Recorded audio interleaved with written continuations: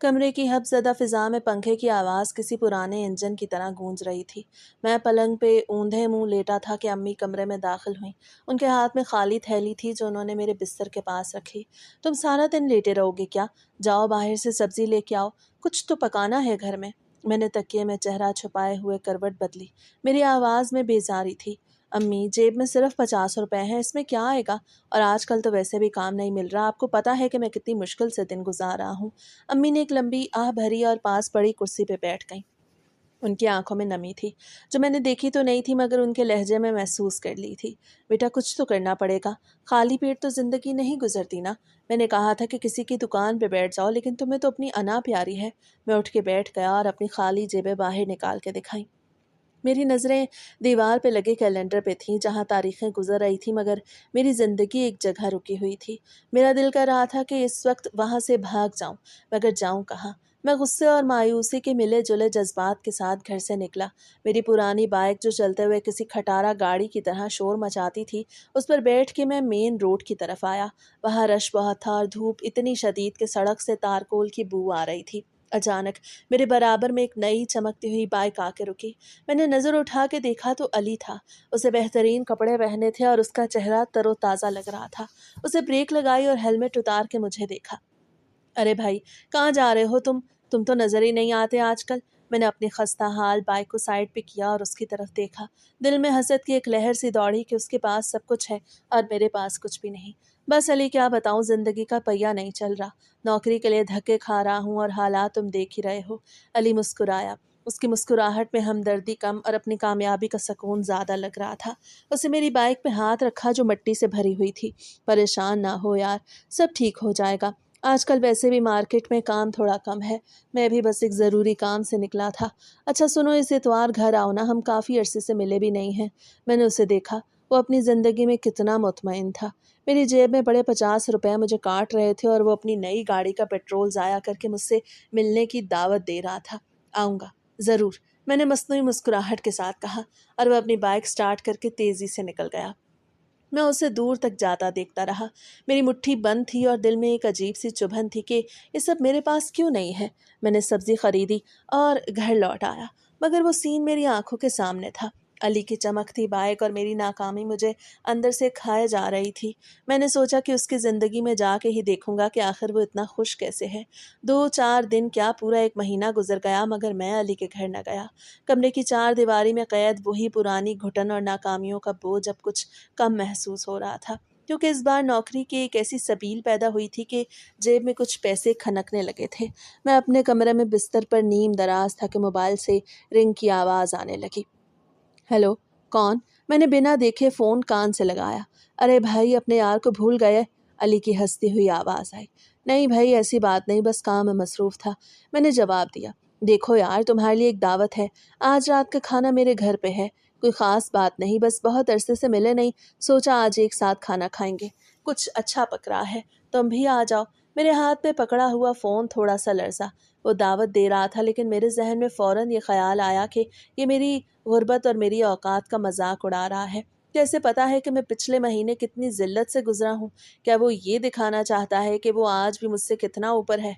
हाँ ठीक है, मैं आऊँगा, मैंने थूक निकलते हुए कहा। ठीक है भाई, तू आज रात का खाना मत पकवाना घर पे, मेरे साथ ही खा लेना। वो हंस के फ़ोन बंद कर गया। मैंने मोबाइल बिस्तर पे फेंका और छत को घूरने लगा। मेरे पास कुछ पैसे थे, सोचा खाली हाथ जाना अच्छा नहीं लगता। मैं उठा, अलमारी से अपना बेहतरीन सूट निकाला जो पिछली ईद पे पहना था। आईने में खुद को देखा, थोड़ा संवरने की कोशिश की और फिर बाजार की तरफ निकल पड़ा। सबसे पहले मैं एक मिठाई की दुकान पर रुका। वहां से बेहतरीन मिठाई का डिब्बा और बाद में कुछ ताज़ा फल खरीदे। मेरे हाथों में वो सामान था और जेब में कुछ पैसे।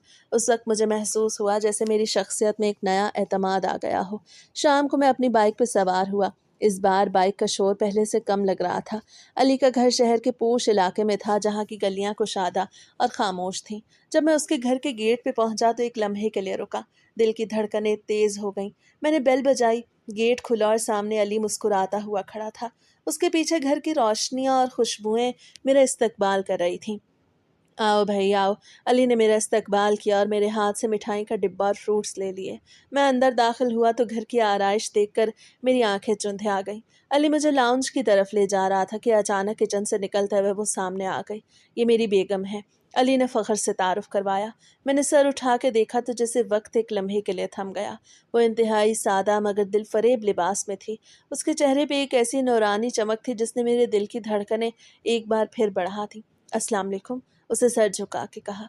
वालेकुम अस्सलाम। मेरी आवाज़ गले में फंस गई। मैंने उसे देखा और फिर अली को। अली कितना खुशकिस्मत था कि उसके पास ऐसी शरीक हयात थी। मैंने उसकी तरफ देखा। एक अजीब सी कशिश थी जो मुझे उसके सहर में जकड़ रही थी। आप बैठे, मैं अभी चाय लाती हूँ। वो मुड़ के वापस किचन की तरफ चली गई। उसके चलने का अंदाज, उसके कपड़े, सब कुछ मेरे जहन में एक तस्वीर की तरह छप गया। मैं सोफे पे बैठ गया, लेकिन मेरा ध्यान अली की बातों में नहीं बल्कि उसकी तरफ था। अली कुछ कह रहा था, नौकरी के बारे में, हालात के बारे में, मगर मुझे ऐसा लग रहा था जैसे कोई दूर से सरगोशियां कर रहा हो। जब वो चाय लेके आई तो मेरे हाथ से कप हल्का सा कांपा। वो मेरे करीब आई, उसकी खुशबू ने मेरे हवास पे कब्जा कर लिया। अब आपका काम कैसा चल रहा है भाई? उसे नरमी से पूछा। बहुत अच्छा, अब तो हालात बदल गए हैं, मैंने अली को नज़रअंदाज करके बराह रास्त उसकी आंखों में देखते हुए कहा। वो मुस्कुराई। उसकी मुस्कुराहट में एक ऐसी मासूमियत थी कि मैंने दिल ही दिल में फैसला कर लिया कि अब यहाँ आना जाना तो बनता है। अली हंसा और बोला, बेगम इसे कहो कि अब ये नौकरी न छोड़े। उसने मेरी तरफ देखा। वो कुछ कहना चाहती थी मगर खामोश रही। मैंने महसूस किया कि वो मेरी तरफ देख रही है।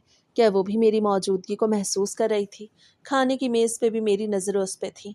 अली बातें कर रहा था, मुझे मेरी शादी ना होने पे छेड़ रहा था, मगर मेरा तो पूरा वजूद उसकी तरफ मायल था। वो बार बार प्लेट में सालन डाल रही थी, कभी पानी का ग्लास भर रही थी। हर बार उसका हाथ मेरे हाथ के करीब आता तो एक करंट मेरे जिस्म में दौड़ जाता। खाना ख़त्म हुआ तो मैं उठने लगा। वो किचन में गई और एक डिब्बा लेके आई। भाई आपको बिरयानी अच्छी लगी थी, इसलिए मैंने सोचा आपके लिए थोड़ी पैक कर दूँ, घर जाके खा लेना।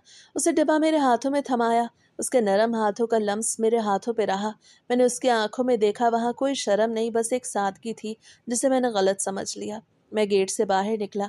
अली पीछे खड़ा हाथ हिला रहा था, मगर मुझे तो बस उस औरत का चेहरा याद आ रहा था।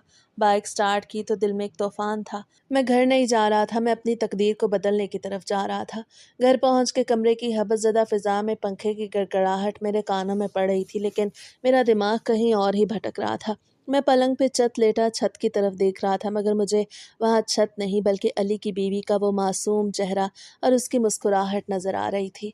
वो हुस्न, वो सादगी, वो सब कुछ मेरे हवास पे छा गया था। अजीब कश्मकश थी। वो मेरे जिगरी दोस्त की अमानत थी, मगर मेरा दिल इस हकीकत को मानने से इनकारी था। मेरी सोचों का महवर बदल चुका था। मैं हर वक्त उसी के बारे में सोचता रहता। कभी उसका खदोखाल याद करता तो कभी उसके हाथ के लम्स का तसव्वुर करके जिसमें में एक अजीब सी लहर महसूस करता। मैं इतनी गहराई में उतरा हुआ था कि मुझे दुनिया माफिया की खबर ना थी। इसी असना में कमरे का दरवाज़ा खुला और अम्मी हाथ में खाने की प्लेट लिए अंदर दाखिल हुई। वो कुछ कह रही थी, शायद खाने का बुलावा था, मगर मेरे कानों तक उनकी आवाज़ किसी दूर दराज की गूंज की तरह पहुंच रही थी। मैं मुकम्मल तौर पे उसके सहर में गिरफ्तार था। अम्मी ने मेरे पास आके कंधे से मुझे ज़ोर से हिलाया तो मैं झटके से उठ बैठा। कहाँ गुम हो बेटा? कब से तुम्हें आवाज़ें दे रही हूँ, खाना ठंडा हो रहा है। तुम्हारी आंखों में ये कैसी बेचैनी है? अम्मी ने तशवीश भरी नज़रों से मुझे देखा। मैंने जल्दी से अपनी आंखों को मलते हुए खुद को संभाला। कुछ नहीं अम्मी, बस थक गया हूँ, काम का दबाव है। आप जाएं, मैं अभी खा लूँगा। मैंने बात का रुख मोड़ने की कोशिश की। अम्मी के जाने के बाद मैंने खाना तो खा लिया, मगर मेरा जहन वहीं अटका था। अब घर की चार दीवारी मुझे कैद खाना लगने लगी थी। मुझे बस किसी तरह उस घर तक पहुंचना था, उसके पास जाना था। मैंने अली के काम के औकात का अंदाज़ा लगाया। मुझे पता था कि वो सुबह 9 बजे निकलता है और शाम 6 बजे वापस आता है। अगले दिन मैं अली के घर की तरफ चल पड़ा। दिल में एक अजीब सी बेचैनी थी, एक ऐसा जोश था जिसे मैं खुद भी नहीं समझ पा रहा था। मैंने अली के घर की बेल बजाई। कुछ देर बाद दरवाज़ा खुला तो वही चेहरा सामने था। उसे गले में दुपट्टा डाल रखा था और बालों की लटें उसके माथे पे आ रही थी। अरे आप? उसने हैरत से मुझे देखा। भाई आप इस वक्त यहाँ कैसे? अली तो अभी दफ्तर से नहीं आए, वो तो शाम को आएंगे। मैंने एक मुस्कुराहट चेहरे पे सजाई। वो बस रास्ते से गुजर रहा था तो सोचा अली के बारे में पूछ लूं कि क्या उसका काम ठीक चल रहा है, और फिर आपसे भी मुलाकात हो जाएगी। मैंने डरते डरते कहा। उसे दरवाज़ा थोड़ा और खोल दिया। आए, अंदर आए, मैं आपके लिए चाय लाती हूँ। अली तो अभी फ़ोन पे कह रहे थे कि उन्हें थोड़ी देर हो जाएगी। اس نے मासूमियत से कहा। मैं अंदर दाखिल होकर सोफे पे बैठ गया। वही सोफा जहां हम कल रात बैठे थे। उसका घर कितना पुरसकून था, मगर मेरे अंदर एक तूफान था। वो किचन में चाय बनाने चली गई। मैंने उसके जाते हुए उसकी कमर को देखा। मेरे दिल में शैतानी ख्यालात ने जन्म लेना शुरू कर दिया। वो अली के घर में तन्हा थी और मैं उसके इतने करीब। वो चाय लेके वापस आई तो मैंने बातचीत का सिलसिला शुरू किया। भाभी, अली तो बहुत खुशकिस्मत है, उसे आप जैसी जीवन साथी मिली। मैंने उसकी आंखों में झांकते हुए कहा। वो थोड़ी शर्मा गई। उससे चाय का कप टेबल पे रखा। आप भी तो अली के दोस्त हैं, आपकी भी तो इतनी अच्छी नौकरी है, अल्लाह आपको भी अच्छी जीवन साथी देगा। उसे सादा से लहजे में जवाब दिया। मैंने एक गहरी सांस ली। अच्छी जीवन साथी कहाँ मिलती है भाभी, आजकल तो सब अपने मफाद के लिए जीते हैं। अली शायद आपकी कदर नहीं करता। मैंने जानबूझ के उसके जहन में अली के खिलाफ जहर घोलना शुरू किया। उसने हैरत से मुझे देखा। आप ये क्या कह रहे हैं? अली बहुत ख्याल रखते हैं, उसे दिफाई अंदाज में कहा। मैंने अपना लहजा थोड़ा और नरम और हमदर्दाना कर लिया। नहीं, मैं तो बस ये देख रहा हूँ कि आप कितनी मेहनती हैं और वो सारा दिन बाहर रहता है। कभी कभी इंसान को एहसास नहीं होता कि उसके पास क्या हीरा मौजूद है। मैंने उसके हाथ के पास अपना हाथ रखा। उसे फौरन अपना हाथ पीछे हटा लिया, मगर मेरी शरारत कामयाब थी। मैंने देखा कि वह अब थोड़ा घबरा रही थी। मैंने सोचा आज का दिन इतना ही काफ़ी है। मैं उठ खड़ा हुआ। बहुत शुक्रिया चाय का, अब मैं चलता हूँ। अली को कहिएगा कि मैं आया था। मैं दरवाजे से बाहर निकल आया। मेरा दिल तेजी से धड़क रहा था। मैंने आज एक कदम आगे बढ़ा दिया था।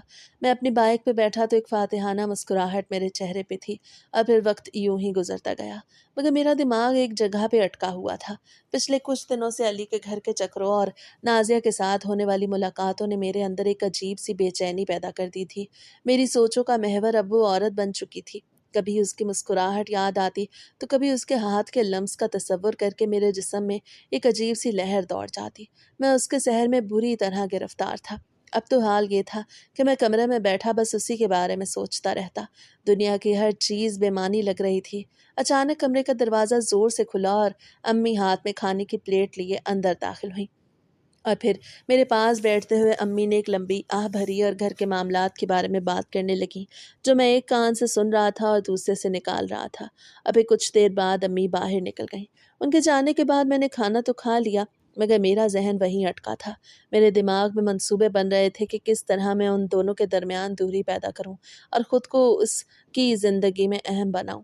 मैंने सोच लिया था कि अब मेरी ज़िंदगी का मकसद सिर्फ वही है। अम्मी का कमरे में दाखिल होना और मेरी हालत पे उनका मुसलसल गिरिया बाजारी करना अब मेरी बर्दाश्त से बाहर होता जा रहा था। वो आए दिन किसी न किसी रिश्ते की बात छेड़ देती और जब मैं मना करता तो वो वही पुराना रोना धोना रो देती। आज शाम का वक्त था, हवस इतनी थी कि सांस लेना भी दो भर हो रहा था। अम्मी मेरे सिरहाने आके खड़ी हो गईं। देखो बेटा, अब तुम्हारी उम्र निकलती जा रही है, कहीं से कोई रिश्ता नहीं आ रहा और जो आ रहा है वो तुम ठुकरा रहे हो। आखिर कब तक ऐसे तन्हा रहोगे?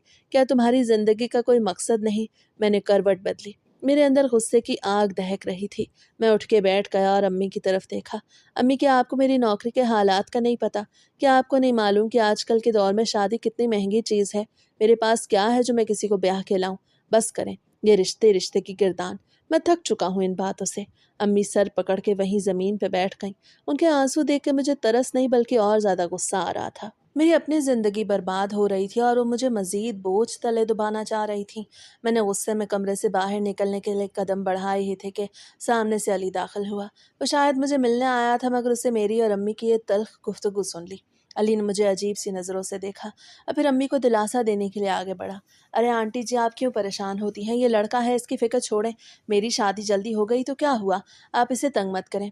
अली के अल्फाज मेरे लिए आग में घी का काम कर गए। वो अपनी खुशहाली और शादी का ताना मुझे मेरे ही घर में दे रहा था। वो मुझे ये जिताने आया था कि देखो मैं कामयाब हूँ और तुम नाकाम। मैंने अली का हाथ झटक दिया और उसके करीब हो गया। तुम मुझे नसीहत करने आए हो?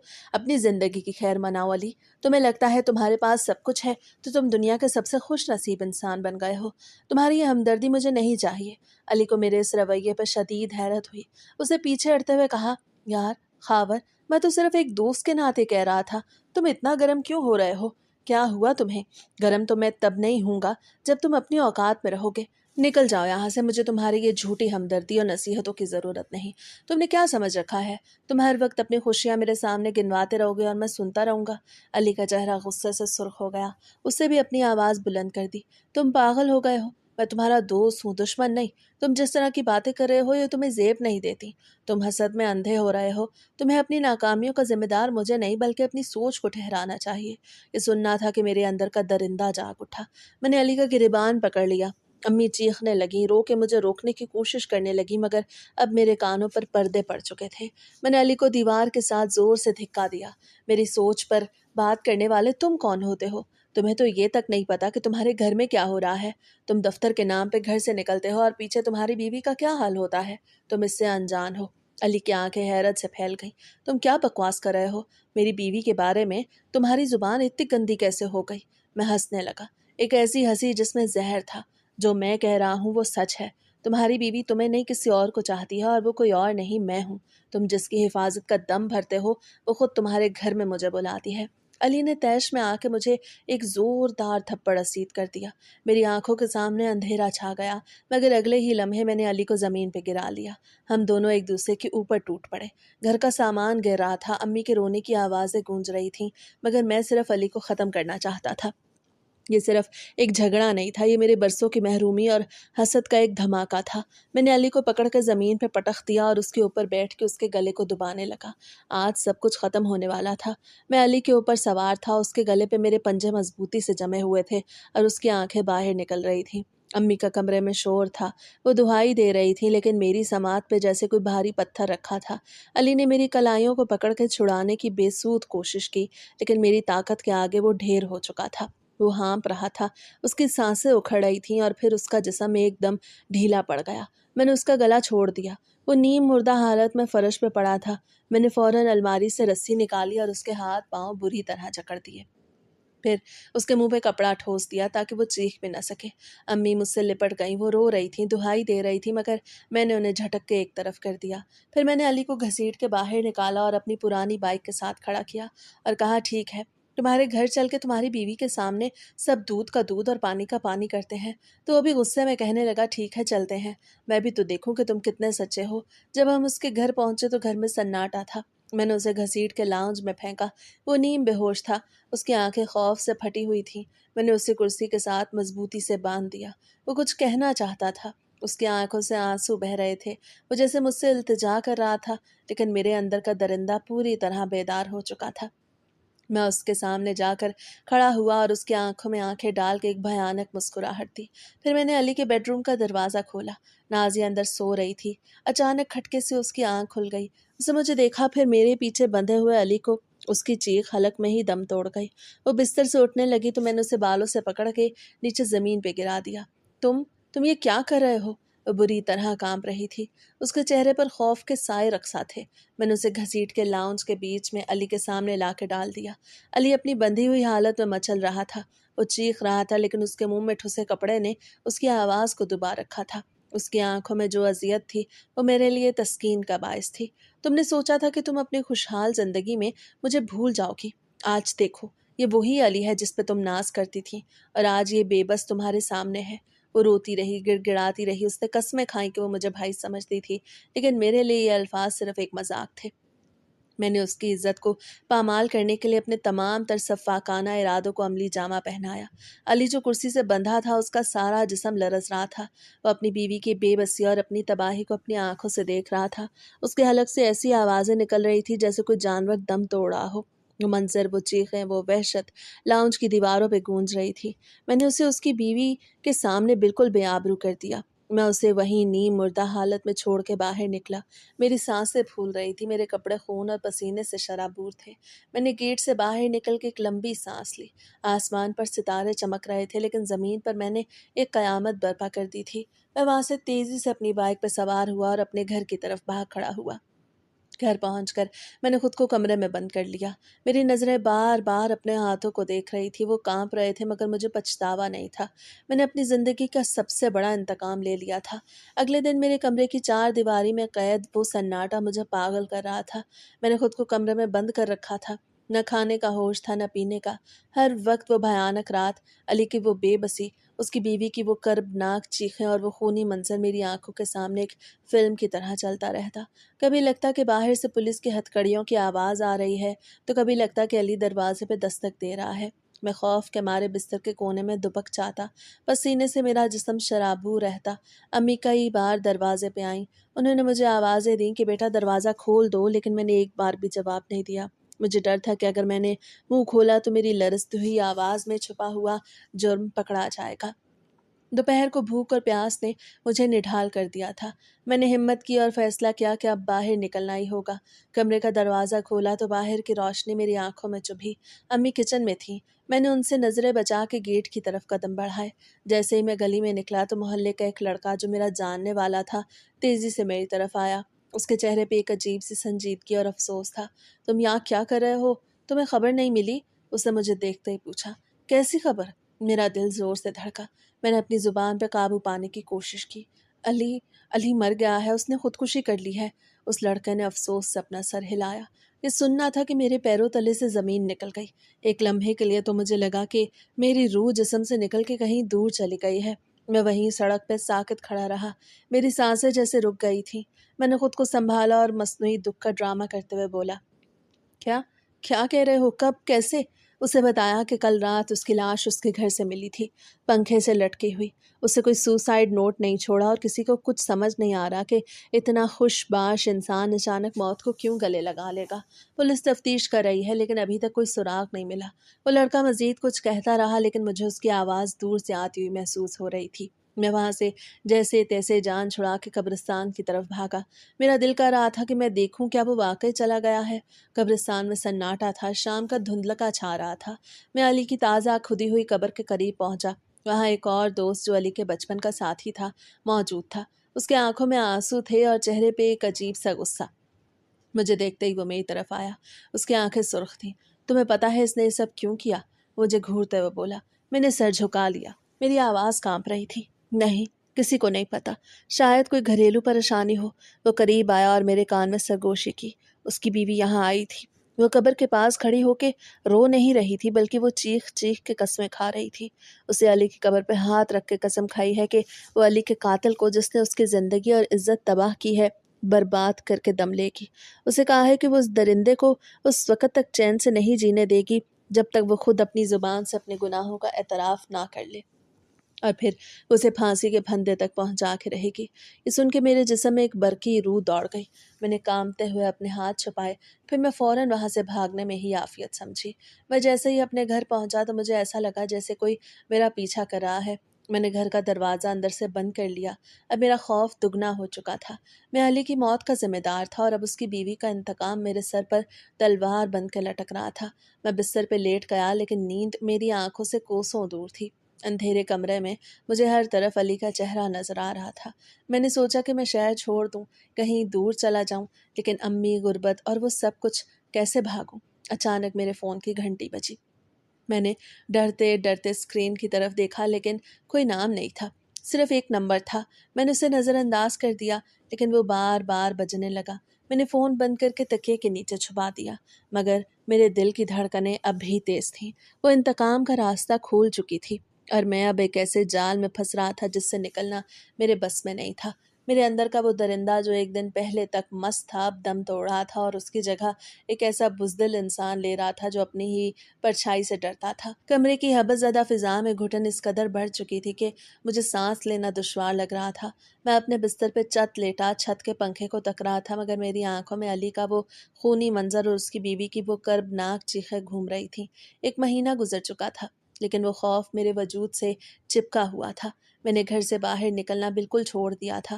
محلے والے اب چہمہ گوئیاں کرنے لگے تھے کہ میں کیوں غائب رہتا ہوں، مگر میرے لیے باہر نکلنا گویا موت کو دعوت دینا تھا۔ نوکری کا تو میں نے سوچنا ہی چھوڑ دیا تھا۔ میری جمع پونجی جو میں نے بڑی مشکل سے جوڑی تھی اب ختم ہونے کے قریب تھی۔ گھر کے حالات خراب سے خراب تر ہوتے جا رہے تھے۔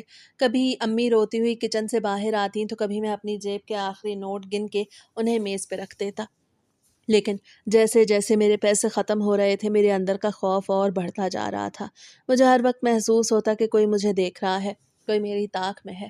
ہر دستک، ہر آواز پر میرے دل کی دھڑکن رک جاتی کہ وہ واقعی اپنا انتقام لے گی۔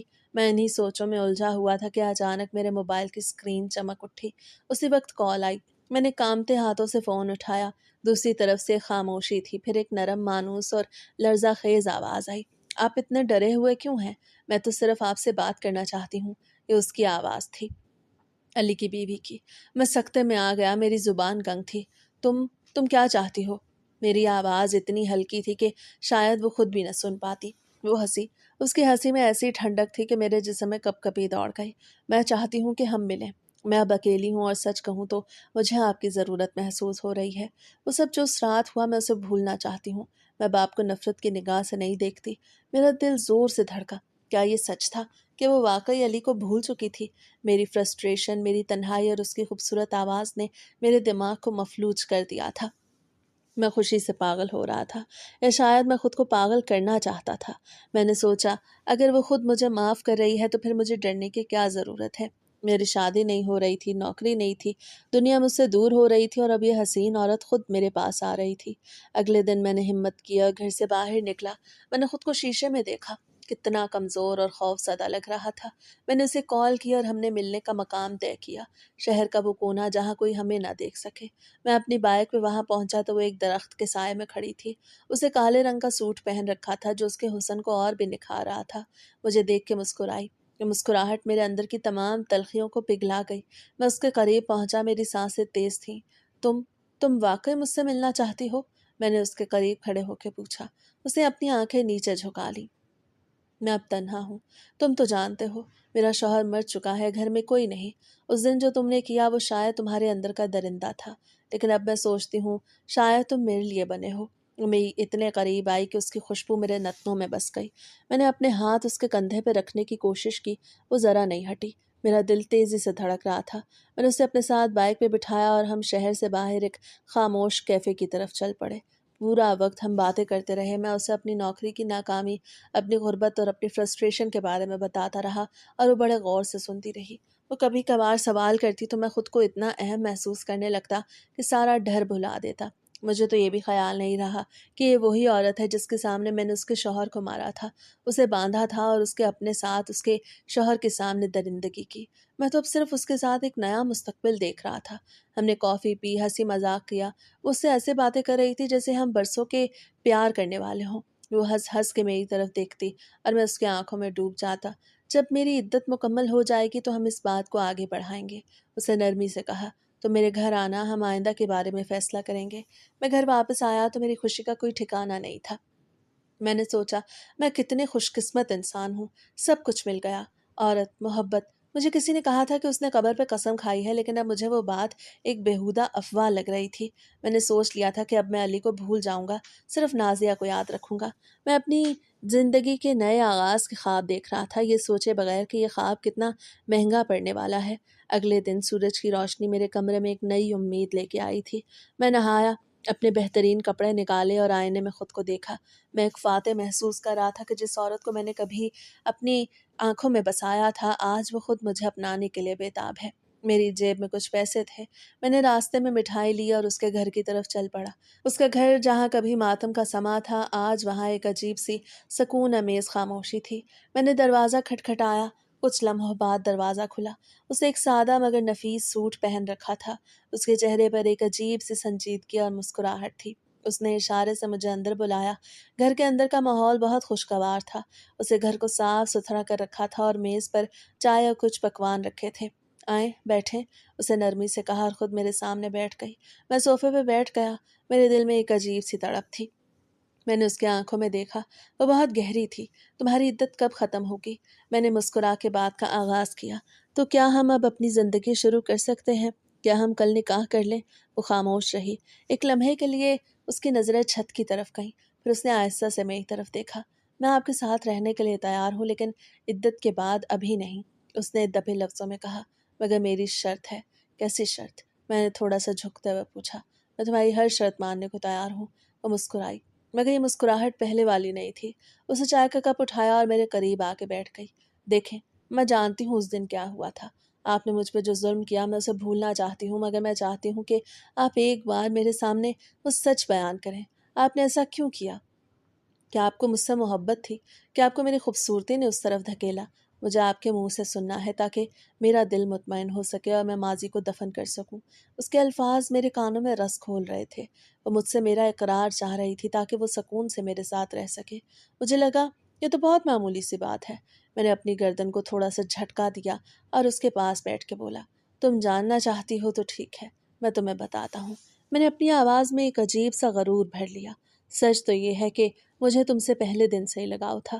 جب میں تمہارے گھر آتا تھا تو میرا دل جلتا تھا کہ تم اتنی خوبصورت ہو اور اس کمظرف کے پاس ہو۔ پھر میری نوکری چلی گئی، گھر میں بھی ذلت تھی، تو اس فرسٹریشن نے میرے اندر کے درندے کو جگا دیا۔ میں نے علی کو سبق سکھانا تھا اور تم تو میرے خوابوں کا حصہ تھی۔ میں نے تمہیں اس سب میں شامل کیا تاکہ میں علی کو ذلیل کر سکوں اور تم پہ قبضہ کر سکوں۔ وہ وقت، وہ چیخیں، وہ سب میرے لیے ایک انتقام اور ایک تسکین کا باعث تھی۔ میں بولتا گیا، میں نے وہ سب کچھ تفصیل سے بیان کیا جو اس وقت ہوا تھا۔ میں نے اس کے شوہر کو باندھنے سے لے کے اس کے سامنے اس کی بے حرمتی تک ہر چھوٹی تفصیل بیان کر دی۔ میں فخر محسوس کر رہا تھا، مجھے لگا وہ میری ہو جائے گی۔ وہ خاموش بیٹھی سن رہی تھی، اس کی آنکھوں سے ایک آنسو گرا مگر وہ رو نہیں رہی تھی۔ اس نے آہستہ سے اپنے دوپٹے کے نیچے سے ایک چھوٹا سا آلہ نکالا، ایک ڈیجیٹل ریکارڈر۔ اس نے اسے بند کیا اور ایک اطمینان بھری نظر سے میری طرف دیکھا۔ میں نے ہکا بکا ہو کے اس کی طرف دیکھا۔ یہ کیا ہے؟ میں نے لڑکھڑاتے ہوئے پوچھا۔ اس نے گہری سانس لی اور اس کی آنکھوں میں ایک ایسی وحشت آئی جو اس سے پہلے کبھی نہیں تھی۔ وہ کھڑی ہو گئی اور ریکارڈر اپنی مٹھی میں دبا لیا۔ آپ نے آج اپنی قدر خود کھول لی، اس نے سرد لہجے میں کہا۔ آپ کو لگتا تھا میں آپ کے لیے پاگل ہوں، میں صرف اس ثبوت کی منتظر تھی۔ علی کی قبر پہ جو قسم کھائی تھی وہ پوری ہو گئی۔ میرا خون ٹھنڈا ہو گیا۔ میں صوفے سے اٹھنے کے لیے مڑا مگر باہر کا دروازہ پہلے ہی بند ہو چکا تھا۔ میں نے اسے پکڑنے کی کوشش کی مگر وہ پیچھے ہٹ گئی۔ تم یہ نہیں کر سکتی۔ میں نے اسے مارنے کے لیے ہاتھ اٹھایا مگر تب تک دروازہ کھل چکا تھا اور چند لوگ اندر داخل ہو رہے تھے۔